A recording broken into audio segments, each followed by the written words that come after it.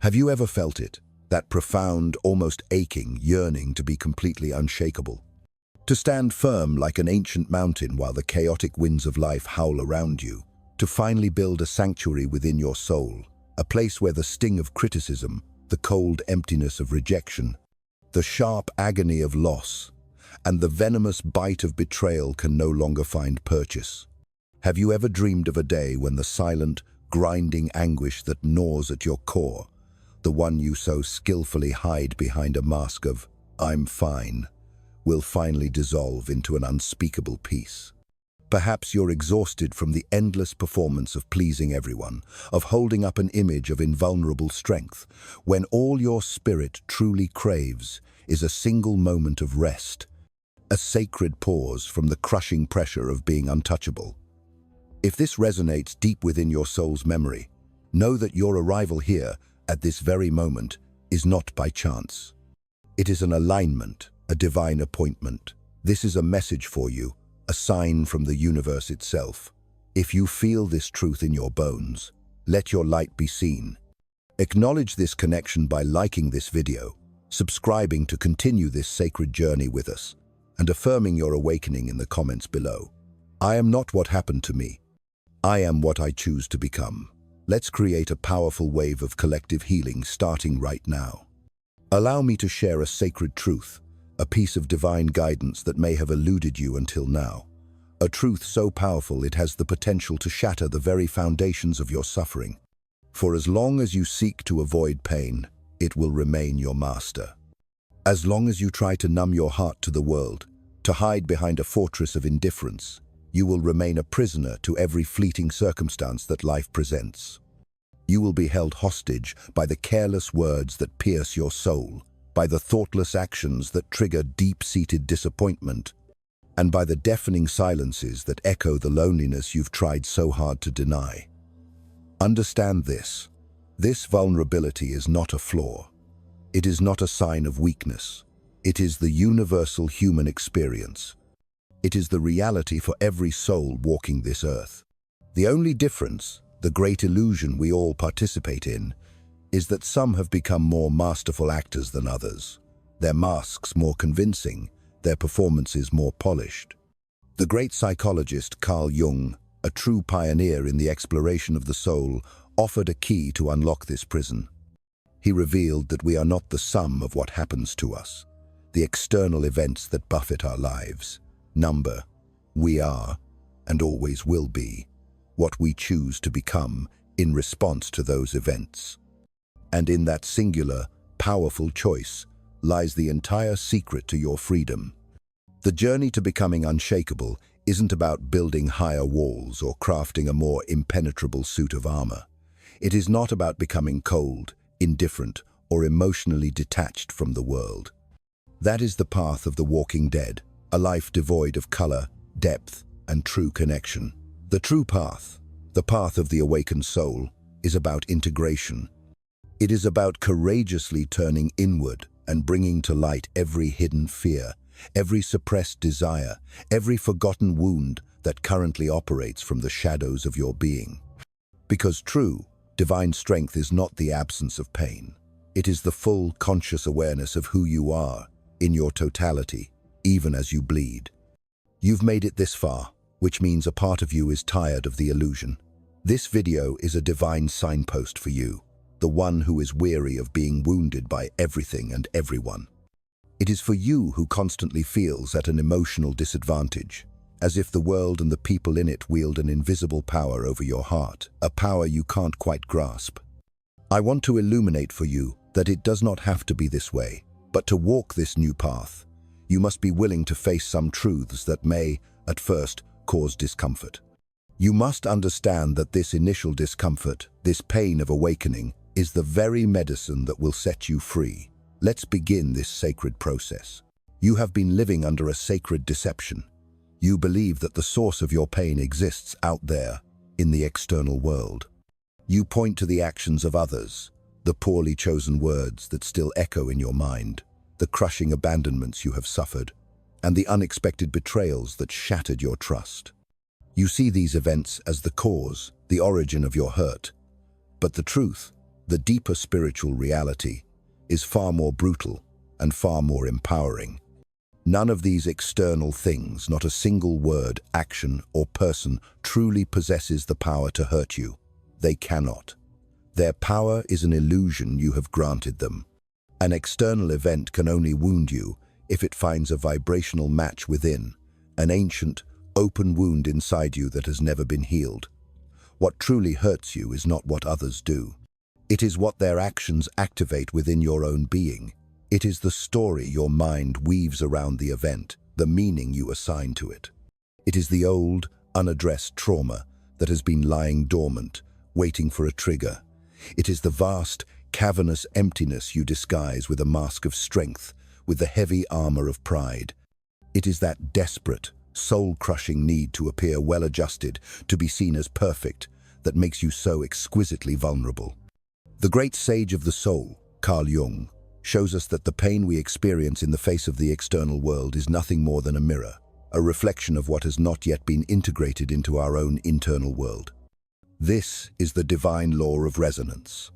This is why some people can walk through the most devastating tempests of life and maintain a core of serene clarity, while others crumble into 1,000 pieces at a simple, offhand comment. It is never about what happens. It is always about where it hits you. And here we arrive at an uncomfortable but liberating truth. You continue to suffer so intensely because, on some deep, unconscious level, you still believe you can control how the world should treat you. You are still locked in a futile struggle, trying to be good enough, smart enough, strong enough, or understanding enough to earn a life free from pain. As if being enough is a currency that can purchase a guarantee that no one will ever hurt you again. But this control is the ultimate illusion, and as long as you desperately cling to it, you will live in a state of constant, exhausting tension, forever trying to predict the unpredictable and avoid the inevitable. Do you truly wish to stop suffering? Then you must stop protecting yourself from suffering. What your soul requires is not more control, it is more awareness. As long as you believe that other people need to change for you to finally feel peace, you will remain a puppet, your strings pulled by the random, unconscious actions of others. But your freedom, your true liberation, begins the very instant you understand this profound principle. Everything that comes from the outside only has power if it finds an echo, a resonant frequency, within you. And this is precisely where the true battlefield lies.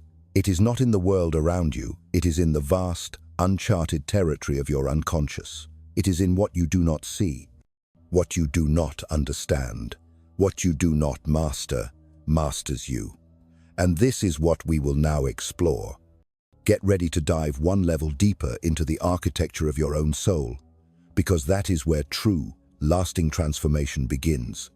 The biggest lie you have ever been told is that you are in conscious control of your life. Wake up, for you are not. At least, not as long as you continue to live on autopilot, reacting without knowing why, feeling without understanding the source, and making life-altering decisions that your deeper self later sabotages. Carl Jung made this truth crystal clear when he declared, "Until you make the unconscious conscious, it will direct your life and you will call it fate." And that is exactly what is unfolding in your reality right now. The pain you feel, the sudden anger that explodes from nowhere, the suffocating sadness that invades you without explanation, none of this is random. These are sacred messages, divine communications rising from the forgotten, ignored, and repressed parts of you. Jung referred to this dark, powerful territory as the unconscious. And it is not merely a passive cloud of vague thoughts. It is an active, dynamic force, an entire ecosystem of memories, traumas, desires, and fears that you have refused to face, but that continue to dictate what you feel and how you act. From the shadows, you wonder why certain words can shatter your peace, while others can hear the same words and remain completely unmoved. It is because those words touch sensitive, living points within you, wounds that are still alive because you have never had the courage to confront them. You have only ever pushed them down, swept them under the psychological rug, and now you keep tripping over them, again and again. Jung taught that we cannot change anything until we accept it. Condemnation does not liberate, it oppresses. And what have you been doing your entire life? Judging yourself, repressing yourself, silencing yourself, believing that this would somehow solve the problem.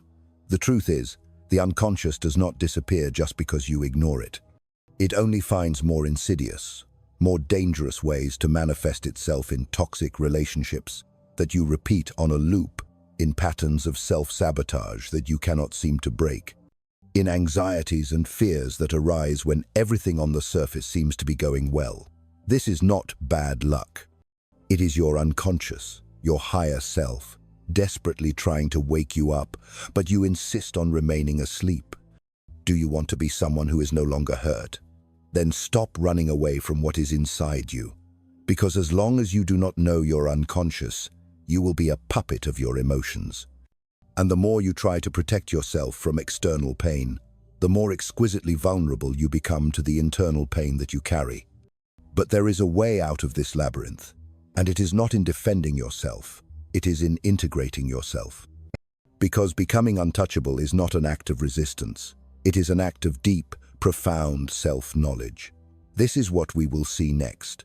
What does it truly mean to be someone who is unshakable? And why does this divine strength not come from armor, but from radical acceptance? Let's continue. Most people believe that the only way to avoid being hurt is by closing themselves off. They build walls, create masks, and develop a suit of emotional armor, all while pretending that nothing affects them. They say, "I don't care anymore. I couldn't care less. Nothing gets to me." But inside, in the silent depths of their being, they continue to bleed.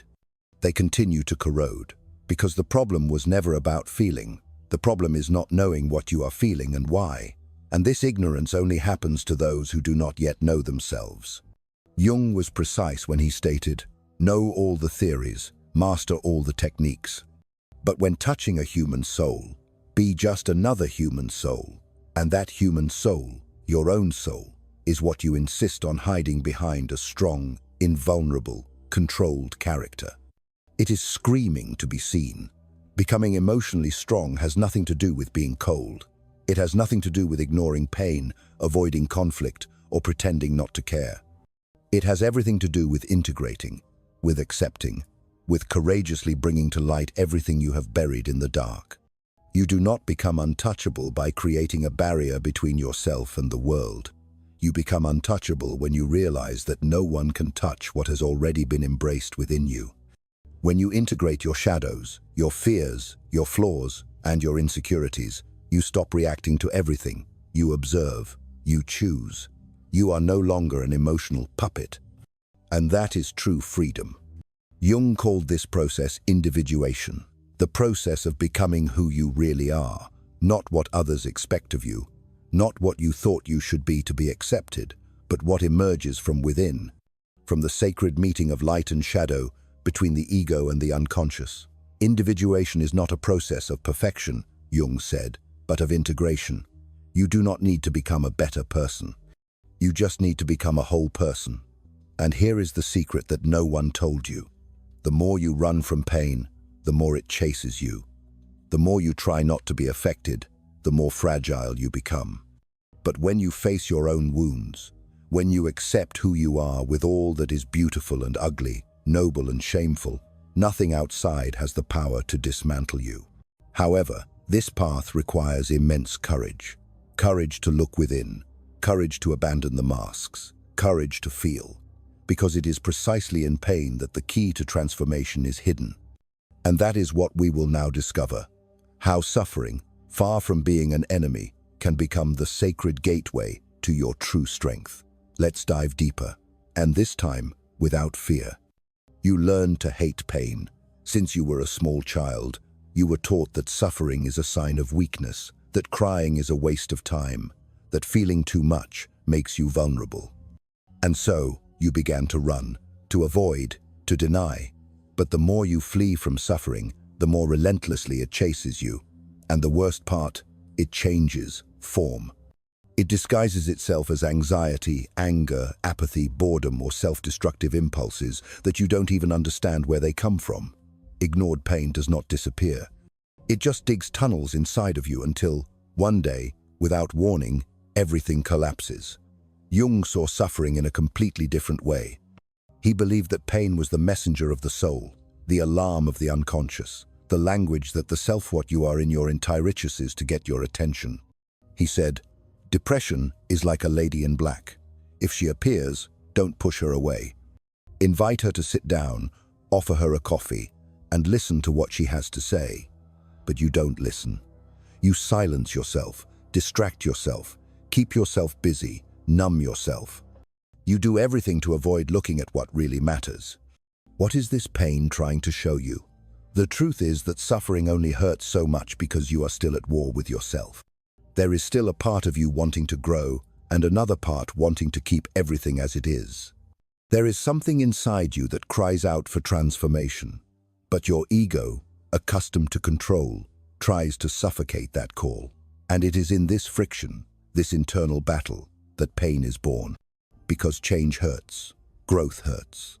Letting go of old beliefs, cutting toxic ties, allowing what no longer serves you to die. All of this is a mourning, an internal process of death and rebirth.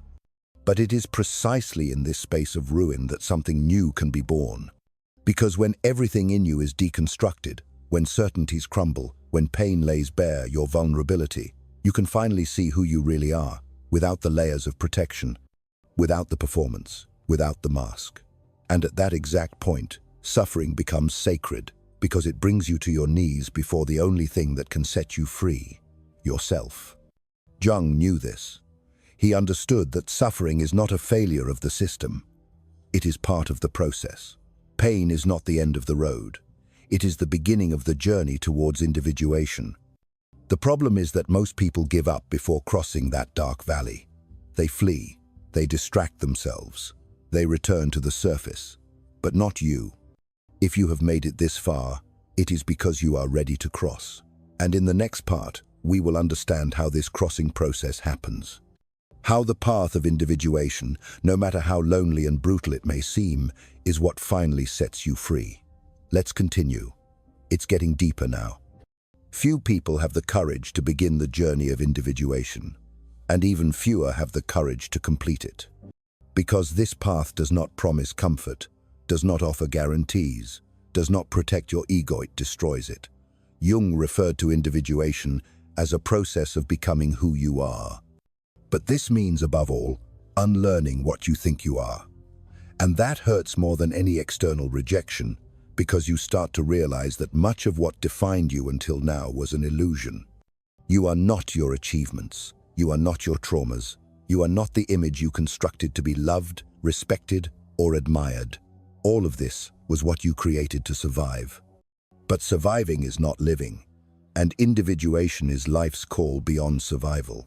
It is when the unconscious begins to push everything that has been repressed, hidden, and distorted to the surface.